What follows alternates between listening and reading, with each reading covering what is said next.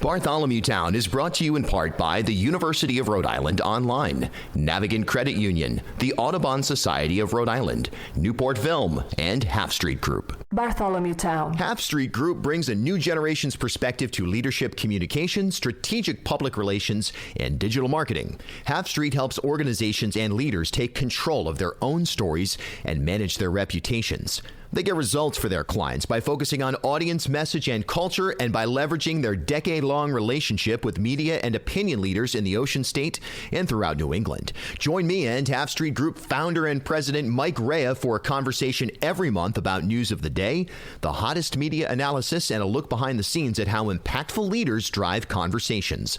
Learn more at halfstreetgroup.com. You can support the independent journalism that happens on Bartholomew Town by visiting patreon.com/Bartholomew Town. For as little as $3 per month, you can help sustain this project. I forget what we're talking about. No. Yeah. Check 1, 2. Do you mind just saying anything? Yeah, Steve here. Used to be with Uprise, but not anymore.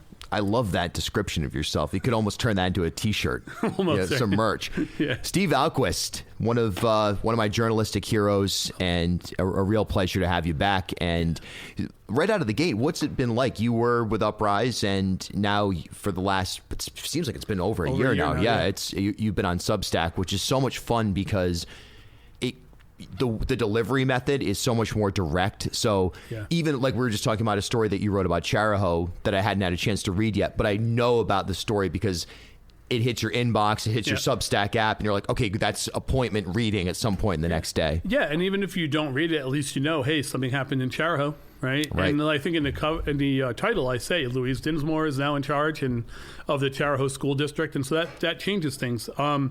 It's nice because it's all in one. Whereas before I used to have to do this with, 3 or 4 different programs. You had MailChimp, you've got your Blogger, you've got your all the different things you're trying to put. You're putting your videos on YouTube. It's kind of coalescing into one place. Yeah, I do the writing, I do the editing, and I'm done. And it goes out into the world, and it's been very, very nice. Yeah, it's a platform that. I mean, when you think about Substack on a macro level, a lot of people think about like Matt Taibbi and but it's not Rumble. It is not. It is not like that at all. There are a lot of very thoughtful people on there, and a lot of my favorite artists are on there. Yes. That they release poetry or exclusive things or visual art, and it's a platform that really super serves the, for lack of a better term, creator, because like you said, it's all right there. It is. There is some question about at the margins. There are some like white supremacist work on there, and people have left because of that. And there's some stuff there, and I'm aware of that, and I track that. But so far, I have not seen that on my work. Yeah. Or on the work of people I like. I think if you really want to track into that deep on a national level, but there are a lot of people doing anti-white supremacist work on the platform as well. Yeah. And some people I follow who are very, very helpful to me.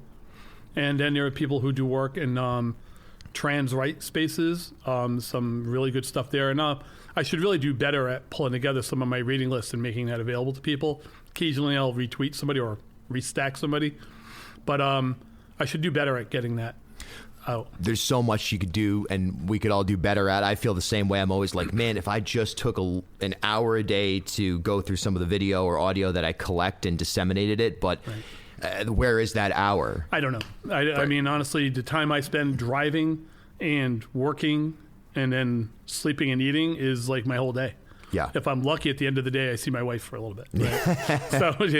And then I really try to dedicate my Fridays and my Saturdays to my relationship, because otherwise I would work every day. Yeah. And I think I do work every day anyway. Yeah. I'm always writing. I have my computer with me everywhere I go, and probably annoy my family a little bit, but it's what I do, right? It's the nature of the beast. Yeah. For anybody who doesn't know you, your background it's really interesting how you got into the journalism world. I guess give us the Reader's Digest version of your journey here. Yeah, well, I've been self-employed on and off for many, many years. I had a comic book store for a while. I've written comics. I worked, and then when my comic book store closed, I worked for Borders as a manager for many years. And truthfully, if Borders were still around, I might still be working there, because it was a fun, easy job, and I love selling books. But when that ended, I had a pretty good severance package because I got laid off 2 years before Borders ended. And so my severance package gave me time to like work on my writing. And I just had ideas about what I wanted to do in journalism that were different from the way journalism is traditionally done. And fortunately, Rhode Island Future, Bob Plain, gave me a lot of leeway to just experiment, be kind of crazy, do whatever I wanted. And as a result, I was able to like hone in on certain ideas of journalism as not necessarily a practice, but as an art maybe. Yes. Right? Yep. That journalism isn't a science really. Journalism is an art. It's about looking at the world, saying, what about the world needs to be recorded here? Right? Because all we are really doing is constructing narratives about the everyday world. And what are those narratives? They're filtered through our perception, right? So that's art. That is, I see something in the world, I say, I want to bring this to this, I want to bring this story. And I've been refining that for going on 12 years now. Mm-hmm. I've started to realize that like a lot of the work I was doing was better if I provided extensive quotes.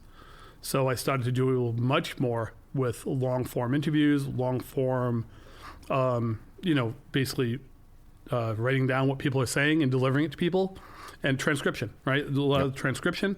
And so I'm really trying to bring that because I want to bring people's voices and I want to clarify and understand where people are coming from on every little minor point. Yeah. So you get these ridiculously long pieces that actually strain the ability of Substack to contain. This will not fit in an email, it will say. Right. And I'm like, but even so, you bring these long pieces and you say, this is what happened. And if you read it, it goes by much faster even than like video. If you watch some of these old videos, and then also you watch some of these videos, it's unclear who's talking. But I do the work of figuring out who's saying what, the little dots on the video or whatever, what heads are talking, what are they saying, where are they coming from, who are they? Are they with Moms for Liberty, for instance, right? Because are they Republican or Democrat? All that stuff tells us who they are and what is happening. Right. Yeah, I think you've really, where you're at right now in terms of your coverage is the most, I think it has the most depth and breadth, and it's also the most digestible in a lot of ways because like you said, it can be, if you cover an event and the event is 2 hours long, that's a journey for somebody to watch the event in its entirety. And no one has 2 hours, but if I can tell you, like the Charahoe school committee meeting last night, it was a little over 2.5 hours long, maybe 2 hours, 50 minutes long. The chunks that I talked about were very, very short, but they were scattered throughout. Yep. And you don't want to lose track of some of the more interesting points. So rather than just say, okay, here's the full 2 hours and here they are talking about the budget, which is the most important thing they're going to do, but it wasn't the most salient to a statewide audience, right? If you live in Charahoe, watch the video, understand what your school's doing. And by Charahoe, I mean that region. Yep. But if you're living in Providence, you might not need to know the ins and outs of a budget dispute, but you do want to know about the politics of how people just like took over a committee in the way they wanted, contravention of law, and it turns out there's no enforcement mechanism for the Charahoe Act. There are no fines to be assessed. There's no remedy in law to do it. You can't make them redo the first meeting. You can't make them change their votes. They broke the law, but there's no penalty. So it just happens. Yeah. Interesting when you think of crime as a social construct instead of as a absolute moral arbiter. That's right. I can break the Charahoe Act with absolutely no repercussions whenever I want. I cannot break, but if I steal a candy bar, I could go to jail. There are plenty of repercussions, but one seems way more serious, right? It seems way more serious to violate the trust of a community as an elected official than it does to say, oh, I wanted a candy bar, so I stole it. I was being venal and cruel, and it's easy to assess a penalty, pay for the candy bar, pay a fine, whatever. In this case, it's like there should be a fine, but there isn't one. Yeah. And so unless the General Assembly decides, say, we're going to make the Charahoe Act, give it a little teeth, which relates also, I'm just going to say, I was so amazed, the Homeless Bill of Rights also has no enforcement mechanism. Police violate that routinely. I was hearing about people at a campsite that's going to be raised today near Trader Joe's in Providence, and cops were breaking open tents They don't have a right. They don't have a right to go through a tent. Yeah, that's a domicile. Right. They don't have a right to just open a tent. So they don't care. They just do what they want. They the cops show up. They swear at people. They say, "Get out of your fucking tent." Sorry if I have to cut that. Feel free. You have carte blanche. Say, I'll be quoting police officers here, so we can't see who are happy to say this in public. Right. But if they tell you to get out of your effing tent, then you kind of have to do it. Especially if you're homeless, especially if you may or may not have a record, you may or may not have a warrant, you may or may not be carrying illegal drugs or whatever. You've got a lot going on in your life, and you're in danger. And so, anyway, but there's no way to enforce the Homeless Bill of Rights at all.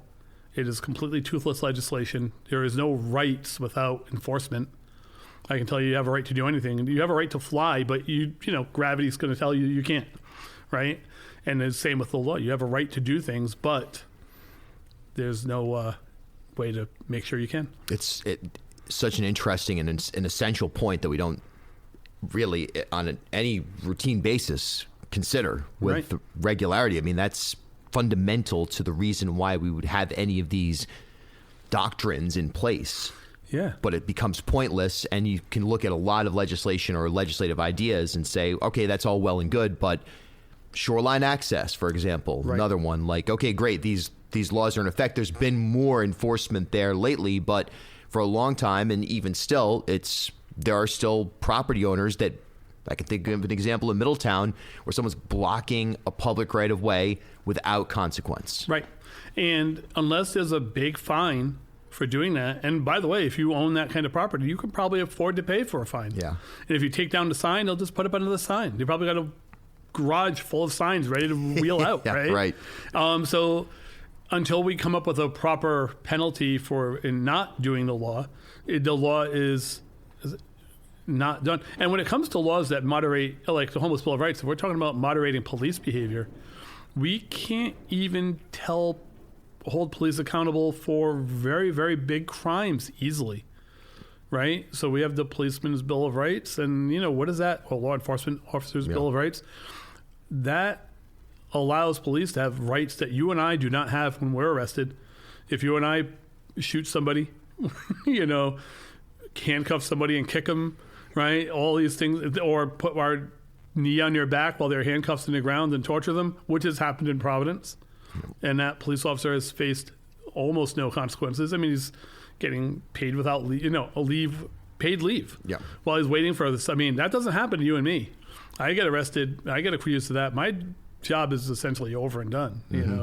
To the extent that anybody wants to pay me to read my stuff when they know I'm a torturer, right? Right. And so when it comes to the Bill of Rights, the Homeless Bill of Rights, if a police officer just goes into your tent, you say, well, you can't do that. All right, let's have an investigation. Let's go. You're suspended with pay for 3 weeks, and then the end result is, don't do that again. Yeah. It's like, wow, you just gave me a 2-week vacation and told me don't do it again. That doesn't sound like that sounds like less than a slap on the wrist. Yeah, it's barely a deterrent. Yeah. It's interesting, journalism right now, I feel like it's in a huge transition point. You've been on the forefront of this for a long time. I think sometimes it gets a little overblown. You hear some of these podcasters, especially, that say, Joe Rogan swung the election or something like that. Yeah. Sure, there's probably the presidential election. I'm sure there's the role that new journalism is playing in shaping opinion. There's no question about that. But I think more macro on this is just the notion of what journalism is. I can't tell you how many times I've changed my Twitter bio in the past to say, reporter. Actually, no, wait a minute. I'm a journalist. Wait a minute. No, should I just write covering Rhode Island? Because there's a preciousness to it, and there's a format to it that seems, like you said, it's almost like a scientific process. But what I really think is exactly what you said, which is that you're essentially holding up a mirror to society, filtering it through your own experience, and then putting it back out to people based on what you think is important. That, to me, is journalism. Right. Everything else is sort of industrial, or somebody who at some point in time said, well, you got to pretend you're not biased. I mean, find me one truly unbiased, even just in Rhode Island, reporter. You won't do it. They would never admit to it. I mean, they do present both sides of an issue, or more than one. There's sometimes more than two sides to an issue. but that doesn't mean that there's not a human being behind it. And if we lose that and we get into AI journalism or whatever it is, that's even more dangerous. Yeah, I wonder what AI journalism looks like. Yeah.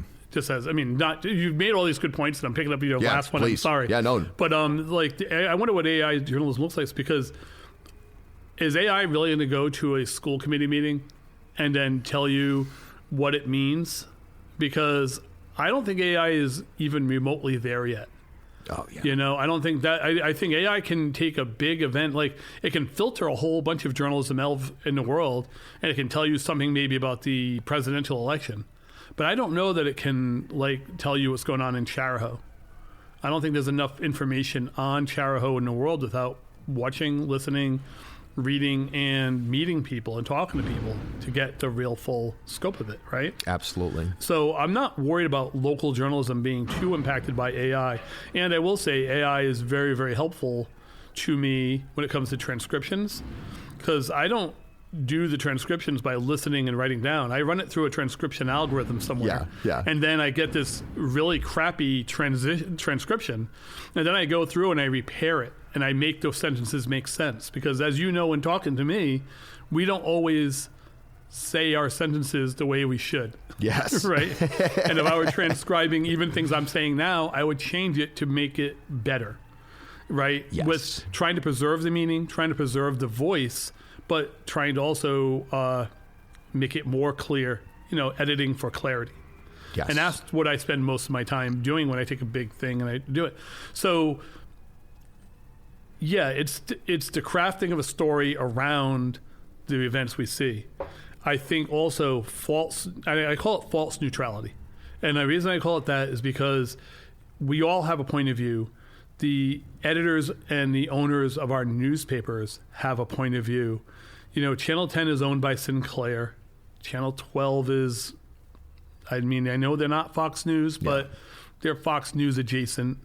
You know, right? The Journal is run by a Texas or wherever they are headquarters. And if you remember a few years ago, the Journal had a story about Nerval LaFortune in the mayoral race. Yep. And they put up a terrible picture of her. I do remember. Yep. Right? And she was offended. She had a press conference for that. It was awful. And it was offensive. And that picture was chosen not in Rhode Island. The Amy Russo, who used to work here, was a good reporter, had done a decent piece. And yet that picture caused Amy to have to call Nerva and apologize. Not for her actions, but for the actions of a corporate. Yeah. That thought, I don't know what was going through their head. Did they think this is funny? Having like two relatively white dudes and and a black woman and making her like look like it was like a mugshot or something, right? It was awful. Horrendous. I remember it. And it was awful. And it was really insulting to her. And so, but that didn't come from Rhode Island. That wasn't us here and the reporter pool here. And I will say it, every one of the places I'm mentioning, there are excellent reporters. Absolutely. Right? Providence Journal has excellent reporters. You can disagree, and the disagreements I have with some of them are their politics. Right? I don't have and so I think, and also my other disagreement is their false both-sidism. You know, they call it neutrality, but it really is both-sidism. And worse, I think that idea of neutrality was a corporate invention. It was invented to sell newspapers, right? We came up with this during the times of yellow journalism, and there were people who wanted to buy ads, but they weren't going to put an ad in a paper that was insulting to them. And if we look at what's going on with the Washington Post right now, right? Cutting like stuff out, certain coverage isn't allowed. An editorial cartoon just got excised, and an award-winning editorial cartoonist left because Bezos wouldn't run a piece critical of media companies kissing Trump's ass. Yep. This is writ large. That's not neutrality. One of the best responses to that was another political cartoon I saw, which shows the Washington Post logo says "Democracy dies in darkness." And it's 3 panels, and it gets darker and darker till it's all black at the bottom, right? And it tells you right there, democracy is dying in that darkness. It's dying in this fake neutrality or this obsequiousness to power. And, you know, I sometimes have to like tell people, don't be afraid to criticize the governor. Don't be afraid to criticize Senator Whitehouse. You know, if you notice, most of the people I criticize are Democrats. And it's because they're the people in power. If this was a Republican governor, I'd be on his ass. Yep. But right now, it's a Democratic governor doing terrible, terrible job. And I think people want to say, oh, well, I have to preserve my access to that governor. Right? Yep. So there are reporters in the state who do not get the updates from the governor because the governor's mad at them. Doesn't do it to me as much, but Raimondo used to knock me off their press list all the time. Oh, yeah, I remember this. Yes, and I would go on Twitter and I'd say, hey, Raimondo just knocked me off your press list and I wasn't invited to this thing. I'd love to have been there, but I don't know what happened because I was not invited, right? Right. No one, not telling me. And then people would get mad and say to the governor, why are you knocking Steve? He's a real reporter. And I get that when I first started, there were questions about whether or not I was a real reporter. I get, was he just kind of annoying? Is he just this weird guy who shows up and films stuff and writes about it? Or is he really trying to do something? And I think when you're trying to do something very new, it takes a bit to understand what I was trying to do. And also, to be honest, I was trying to understand what I was doing, right? Sure. I didn't have a clear cut. I had ideas, but I didn't have a clear cut plan. And that's why I also talk about it like it's an art. Because, and I don't want to sound highfalutin like I'm an artist, but I want to say that it is really much like an art. It's like any kind of creative writing exercise. You don't exactly know what it's going to look like when you start. You have ideas about what it's going to be, and when you're done, you're generally okay, satisfied with it. And I'll bet you it's the same when you're writing a song. Songwriting, podcast, talk radio. There's no plan. We don't have a script. There's never been a script. I've never sat down with notes and done a show. It's always go out there, collect information, collect opinions, collect perspectives, internalize it, and then just... okay, let's go. Let's see let's get into that flow state. Right. And then when you get there, you've got this interesting, you hopefully get something interesting that serves a purpose bigger than, I like to have my stuff out in the world to be seen. Right? That's the biggest difference too between you and some of the other people that are not just here in Rhode Island, but, around the world, but that the stuff you put forth, it serves an audience, and not even an audience, it serves everybody, but it serves the audience in a really meaningful way that I think a lot of other outlets, it's not that they can't or won't cover it, it's that they don't even know how to cover it that way. And it's why one of those terms I really dislike is content creator. Yeah. Right? Because I feel like content creator is like, I don't know, it just feels like, what can I put in a bottle so I can sell it?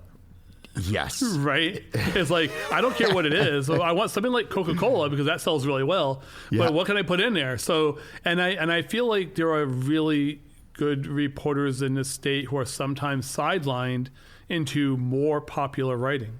Yeah. Right? And they're not doing the deeper dives they could be doing, the more important work they could be doing. And I understand sometimes you need a break and you don't want to be doing the really intense, difficult stuff. Homelessness is a good example of this.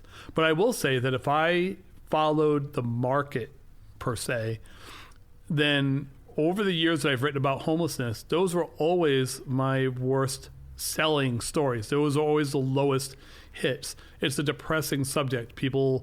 And we know that the solutions are difficult and out there and we don't get our heads around it. And many of us are touched by it, or we feel close to it, or we have a friend who's in it. And we don't, and it just feels big, and I get it.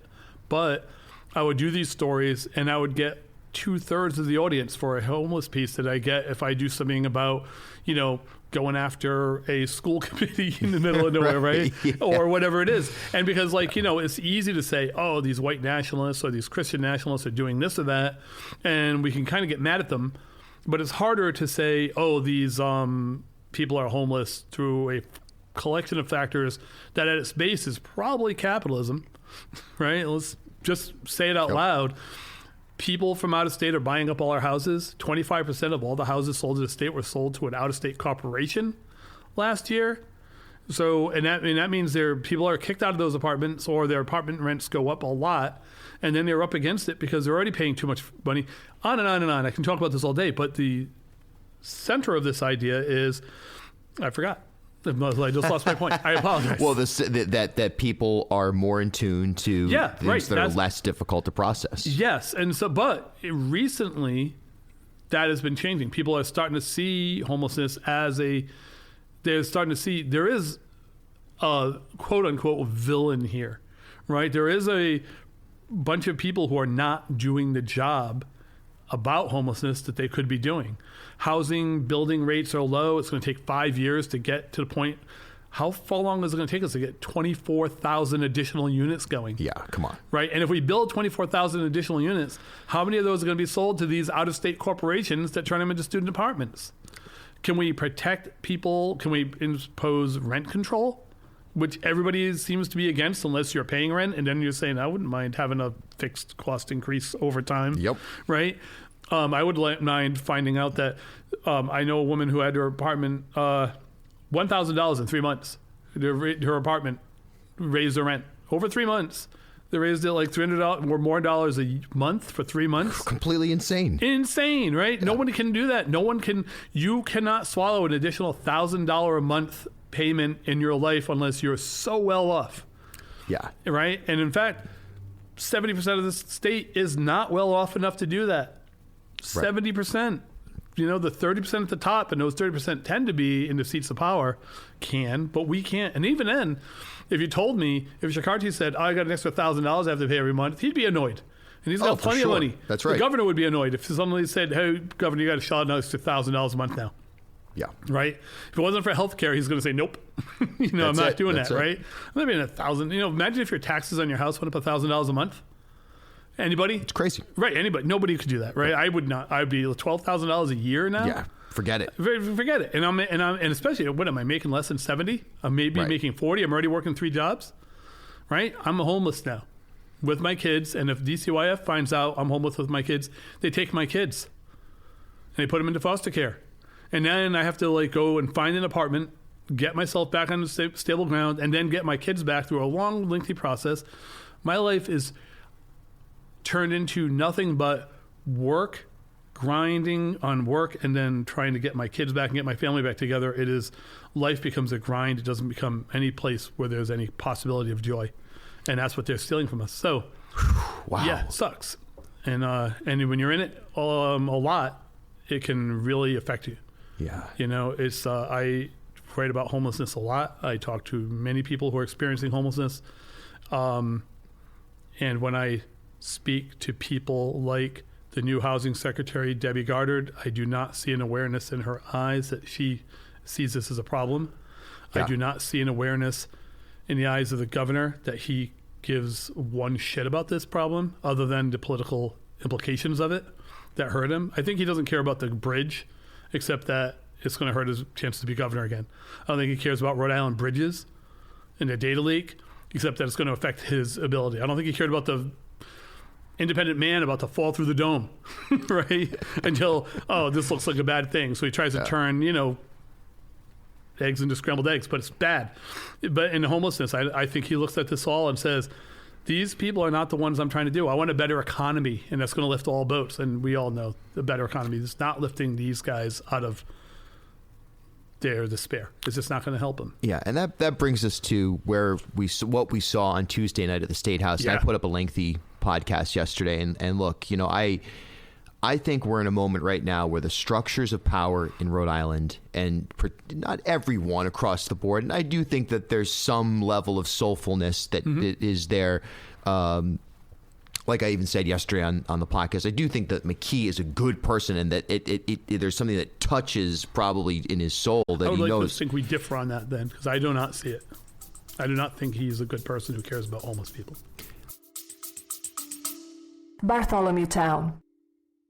Birds are disappearing from our landscape at a rapid pace. Over 1/3 of those breeding on Audubon Society of Rhode Island's wildlife refuges are in decline. Climate change has taken a toll on their migration, nesting, and food sources. While science is highlighting the problem, Audubon is working on real solutions with a plan to rapidly reduce their carbon emissions. The organization will be free of fossil fuels by 2030, with renewable energy powering Audubon's buildings, equipment, and vehicles. To shape our future, all of us must act.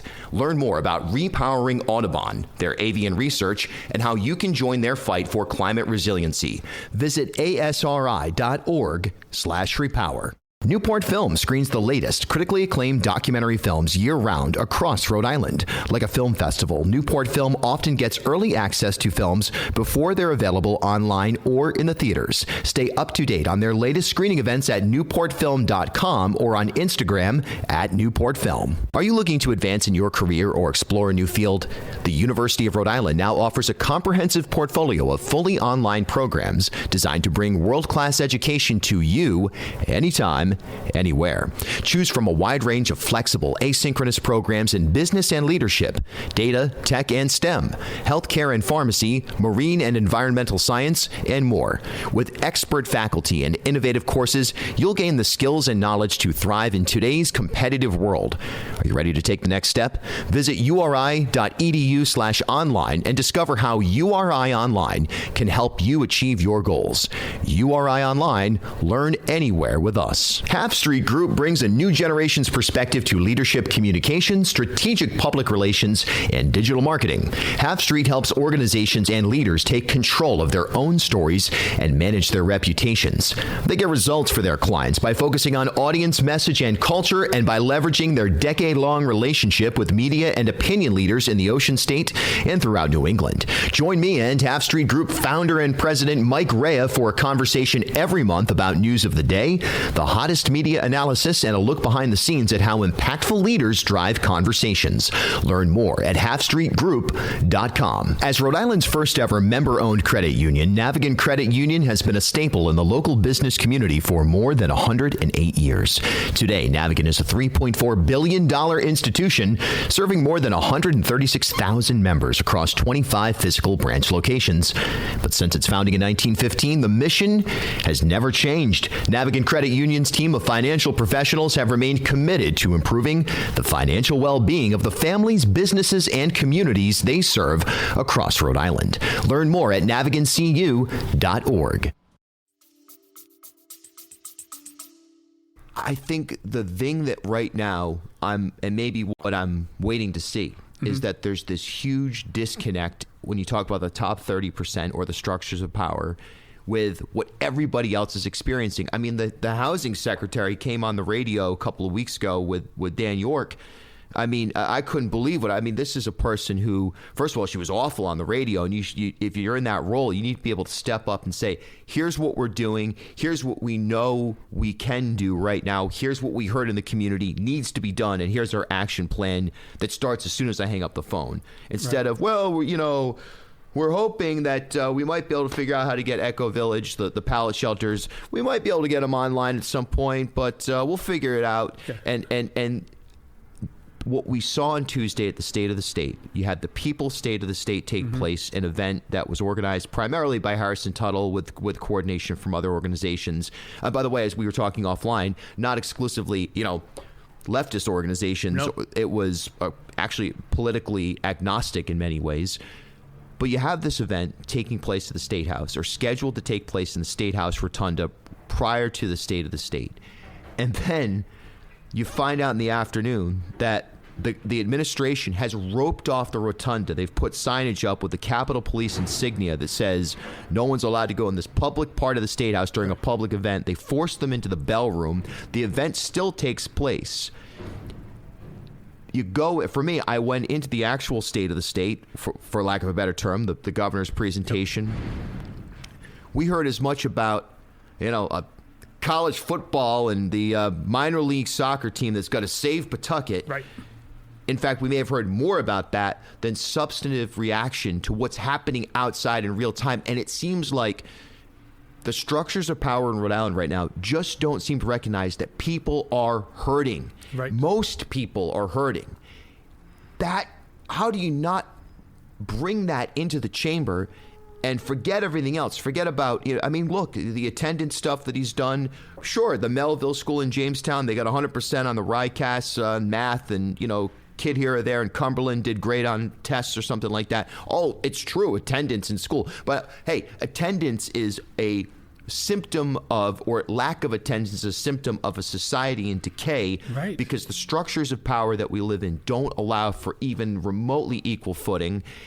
How do you not react to that take the script. If I was the governor, I would have walked in there and I would say, whatever script, and he doesn't have this skill set, but I would have taken the script and said, hey, everybody, you hear those people outside? That's our state right now. That's the condition of our state. I'm going to react to that right now from my heart. Instead, it's sort of a, well, whatever, it's a bunch of agitators and we're going to force them out. Meanwhile, we're not going to allow broadcast cameras in, which is also a little overblown because I'm in there with an iPhone. And if anything happened, I agree with Tim White that he posted that, well, if you get a senator that stands up and turns his back on McKee, you can't trust Capitol Television to film that. Right. For sure, true. And there should have been cameras in there. But there also were people with cell phones, and I was sitting next to Nancy Lavin from Rhode Island Current, and we both have our iPhones, or if something happened, we would have filmed it. 100%. But the point is that I don't understand how we got to this point where there is such a disconnect between the structures of power and their allies throughout industry, media, nonprofit, so on and so forth, and the rest of the state, which is hurting. Who are they serving? Right. Well, there's your answer. Who are they serving? Who is McKee speaking for?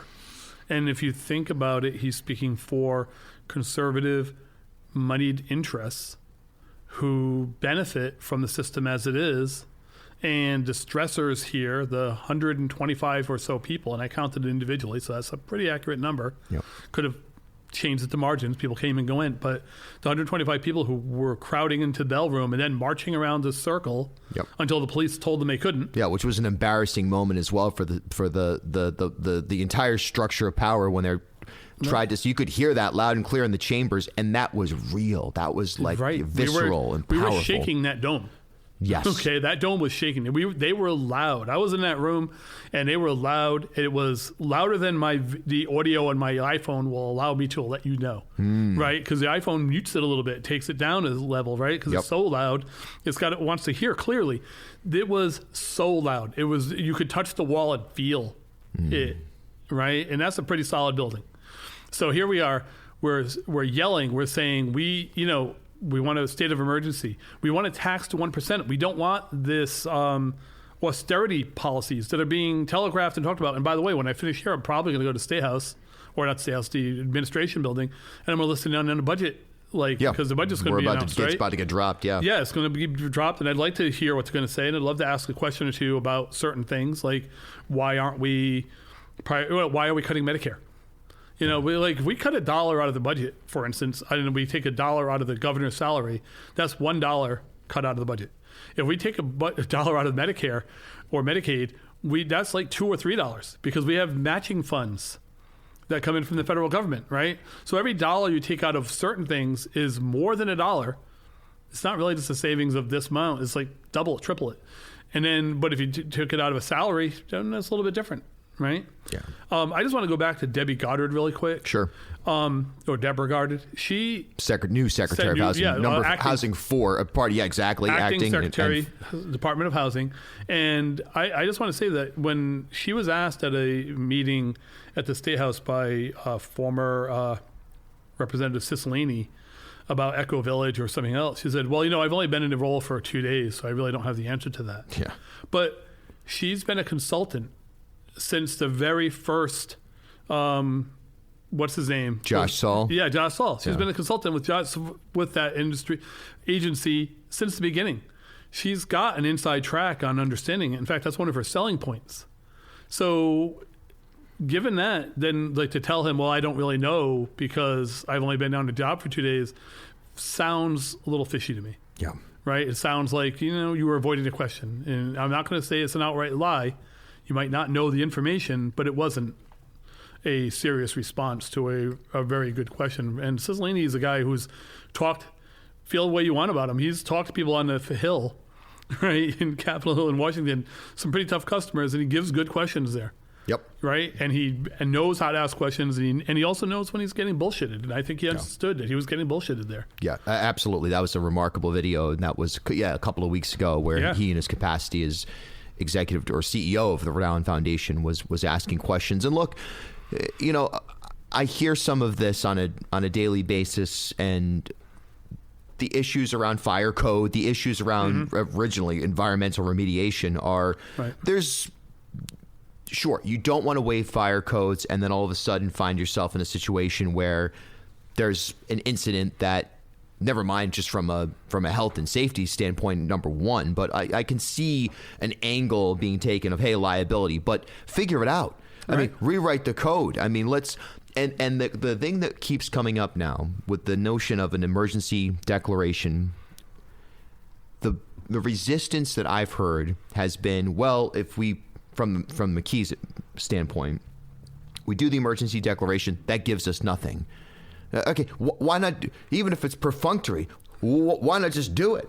Right. I mean, even if there's one possible way to, as yesterday Senator Decoyan said on the radio, even if this is just a way to, find funding for an electrician to come in and take a look at how we can, how can we move this project along a little bit, even if it's just an incremental nudge. What's the harm? Why can't two members of the National Guard stay up sit in a truck overnight, right, with the truck running and nice and warm, stay awake, and if there's a fire, they can run in, open the door, pull people out, and call the fire department. Totally. Right? I mean, there are other ways to watch this. You could literally have, with a state of emergency, you could just say, okay, you guys, your job, just sit here and watch and make sure there's no fires. Yeah. And that's it. That's the whole job. Then you've churches in the state are afraid to open for homelessness because their insurance or because their fire codes tell them they can't. But if they wanted to stay up if they wanted to do a 24-hour rosary bead prayer, they could do that. The other thing they can't have is people laying down on a bench sleeping overnight because that would violate the fire code. But if two people are going to sit there and do their rosary and 25 people are sleeping behind them, then it would be legal. You know what I mean? There is nuances here that a state of emergency would just allow you to go, guess what? We're going to put these people up. And by the way, it's going to get cold this week. It was colder today than yesterday, if everybody noticed. And this week's going to be cold. We're going to be back in the same situation we were in a week ago where we had to open up the emergency shelters. And even though the mayor, Smiley, and the governor are saying there was no need for this because we have all these shelters. In fact, 31 people the first night at this city hall, 30-something people the next night when they had it at the Da Vinci Center. And then I think it was something closer to 40 the night after that. Yeah. So as people became comfortable with the idea of this, the numbers went up. Yeah. And when I first of all, I think that what Councilors Royce and Sanchez did with that was, I called it a punk rock homeless shelter. And I say that with the highest level of respect that you can. It's like, hey, the community needs to solve its own issue right now, so get out of the way. Right. And that's exactly what they did. Some of the resistance I got was, well, those 31 people that were there, how many of them were, just chose to leave Mathewson Street or Crossroads and come down there and they would have been sheltered otherwise? Or how many people? And to that I say, well, who really cares? I mean, number one, but secondly, yes, there's a political, and even Miguel Sanchez kind of admitted this on the radio with Tara Granihan. Yeah, of course there's a political thing happening there. Yes. But so what? That's the point. Disruption is fundamental. And you even saw Smiley kind of move on this a little bit, where the next day they had, after the pop-up shelter at City Hall, they had the Da Vinci Center and members of the Smiley administration were present at Da Vinci Center, working in coordination with those guys and working in coordination with the volunteers. And Royce had asked for the Da Vinci Center first and told no. He had asked to set up there first and it was told no. And then they said, okay, we're just going to do it here.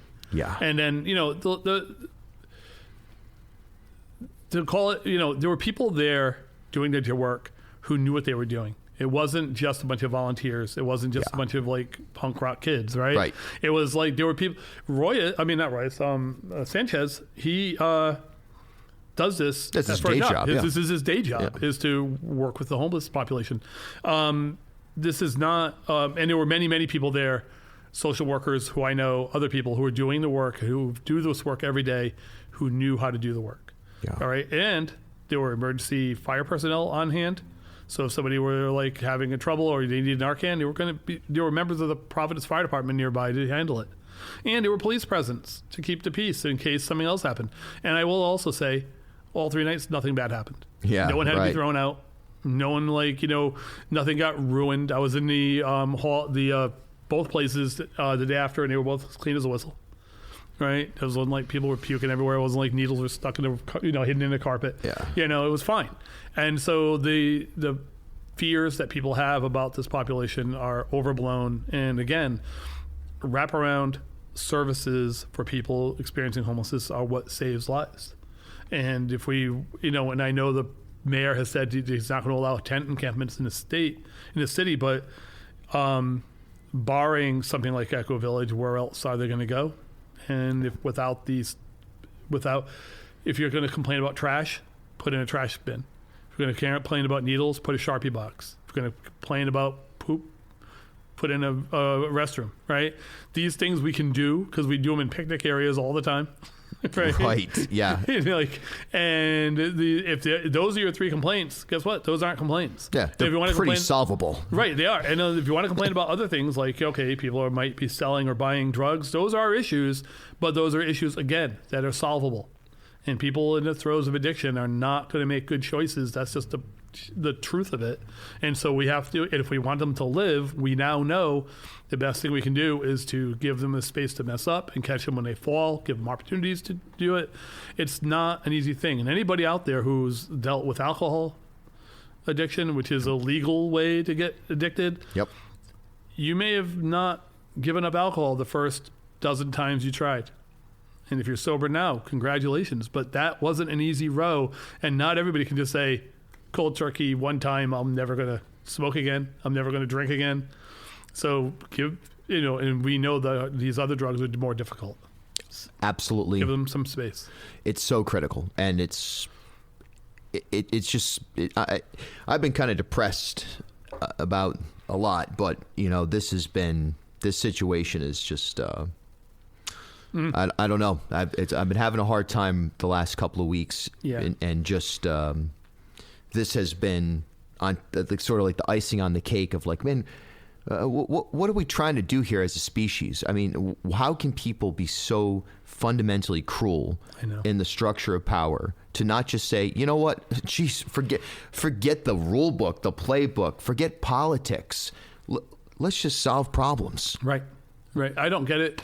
I will say there are times in the middle of the night when you wake up, go to the bathroom at 3 a.m. or whatever. And then if it's really cold or windy or super rainy out, I sometimes think about homeless people in a tent. Yeah. I've met people who had tents set up alongside of a river get flooded out.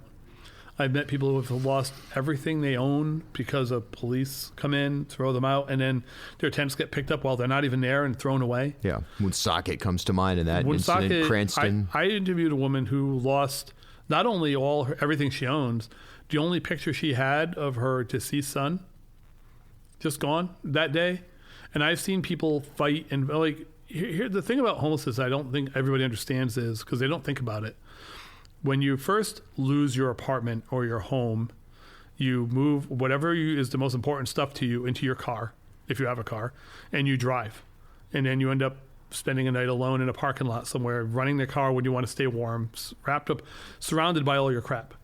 And then when your car inevitably breaks down, now you're in a tent somewhere, and then you decide, what in the car that I just packed up do I bring with me? And I remember meeting a woman who had all her baking tins with her, living in a tent. And she had taken this from her home to her car to her tent. And I remember going to the site after Mayor Smiley emptied out this particular location, and I saw all her baking tins behind. She had given up on that too. She did not give up on her life easily. She lost that life piece by piece by piece over the course of months or a year, and to the point where she was basically walking out of that encampment with only stuff on her back. And if I were the mayor, that would haunt me, because I would be the person fundamentally responsible for having done this, right? And I think, I don't know how you navigate that. I mean, I have a hard time, and I'm not the guy who did it. I have a hard time navigating this. I don't know where she is, because this is the other thing that happens. You lose track of people. They disappear. I don't know, or they even die 54 people died last year while experiencing homelessness. They didn't all freeze to death. Some of them overdosed or whatever, but some of them just died because they weren't on the medications they needed for, I'm 62 years old and I'm on like stuff for my high blood pressure or whatever, like just like my dad was. And, if I didn't have that pill every day, my blood pressure would be high. And at some point I'll have a stroke and die. Just the way it is, right? Yep. It might happen anyway, but it's less likely now. So that's pretty good, right? If you don't have that, if you don't have access to that, if somebody comes, takes your tent, throws it away and all your medications in there, ever try to figure out how to pay for lost medication at CVS? Is very expensive. Sorry, your coverage doesn't cover this now. So now you're, screw you. Yeah, it's hard. Yeah, it's I mean, that story of the baking tins it kills me. It's wow. I mean, because that's the life she wants to get back to, right? Exactly. And that's the life she's not going to get back to ever. And I don't know what to do with that. I think about so anyway, this is not, when I first thought I was going to be a writer, this is not what I thought I'd be writing about. Yeah. I thought I was going to be doing more politics and stuff, but as you move and you naturally look at the world, you have to go where the rubber meets the road, and that's where people are being hurt. Yeah. And so that brings me to places like, the white nationalism that's happening, or Christian nationalism that's happening in our school systems right now, and the attacks on trans kids that are going to get bigger and bigger and bigger in this state.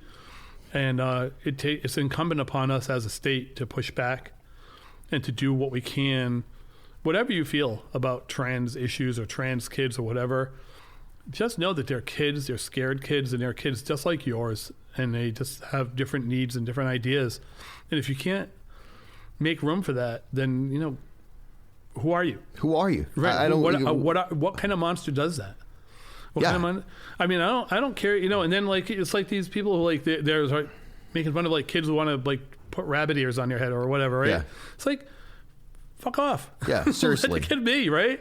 I cut my hair in a weird style when I was a kid. Whatever, leave me alone, right? Exactly. And that you see a kid with a Tom Brady jersey on. Oh, he's pretending that he's Tom Brady. You'll never hear that. It's completely and utterly cruel. Yes. And you know what it is? It's the height of stupidity and ignorance when those types of commentaries. And when I hear them now, there's really nothing to even push back on. It's just, I just don't want to be around a person like that. And I hope that they're able to find some level of inner peace and comfort with themselves, where they realize that they don't have to be cruel to other people to sort of get that little adrenaline rush. My dream would be that they really meet Jesus. Right, exactly. You know what I mean? Right, totally. And I think it starts with Jesus slapping him in the back of the head and saying, "What the fuck is wrong?" Yeah, you didn't pay attention to what mattered. Yeah. Well, I had a bunch of easy to follow stuff in there. Do unto others, dude. It's pretty simple. It's not hard. Just give that kid the space. He'll be fine if you let him be. Right? If you make his life miserable or her life miserable, that's the problem, and then you become the problem. So anyway, so there's that, and then it's I don't know what else to say. It's you're doing amazing work. It's steveahlquist.substack.com, and from there you can subscribe, and there's also different ways that you can support the work that you're doing directly through there, and even beyond that, right? People are still externally. People, I subsist entirely on the people who give me money who like what I do. Yeah. And I never ask, I never insist that people pay. All my stuff is free, because it really is ridiculous to write about homelessness and then put it behind a paywall. Yeah. Hey, I'd love to do an interview with you. And if you pay like $8 a month, you can read my stuff. Right. It's like, no, dude, it's got to be free. And the people who can afford to support me. The people who like my work. People who don't like my work, they don't have to support me. They don't have to read me. I'm not forcing myself on anyone. So, I'm not even on TV. I'm going to be on this show, and if you don't like it, you could have turned it off 20 minutes ago. Yeah, so, absolutely. Right? So it's too late now. You've listened to almost the whole thing. Congratulations to the listener. Yeah. Anybody could get through this crap. Congratulations. Thanks, man. Appreciate it. I appreciate this. Are you looking to advance in your career or explore a new field? The University of Rhode Island now offers a comprehensive portfolio of fully online programs designed to bring world-class education to you anytime, anywhere. Choose from a wide range of flexible, asynchronous programs in business and leadership, data, tech, and STEM, healthcare and pharmacy, marine and environmental science, and more. With expert faculty and innovative courses, you'll gain the skills and knowledge to thrive in today's competitive world. Are you ready to take the next step? Visit uri.edu/online and discover how URI Online can help you achieve your goals. URI Online, learn anywhere with us. Hey, thanks for stopping by Bartholomew Town. For more content, follow me on Instagram @BillBartholomew.